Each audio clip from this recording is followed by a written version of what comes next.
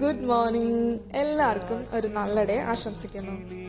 ഇന്ന് എൻ്റെ ഒരു മോർണിംഗ് റൂട്ടീൻ കാണിക്കാമെന്ന് വിചാരിച്ചു. എല്ലാ ദിവസവും ഞാൻ ചെയ്യുന്ന കാര്യമുണ്ട് ഇതൊക്കെ. രാവിലെ എണീറ്റ് വന്ന് പ്രേയറിൽ പോയി തിരിയൊക്കെ കത്തിച്ച് വെച്ച് പ്രാർത്ഥിച്ച് കാറ്റ്സിന് ഫുഡൊക്കെ കൊടുത്ത് ഞാൻ പയ്യെ കിച്ചണിലേക്ക് കയറി. ഇന്ന് എനിക്കൊരു ജിഞ്ചർ ടീ ഇട്ട് കുടിക്കാൻ തോന്നിട്ടോ.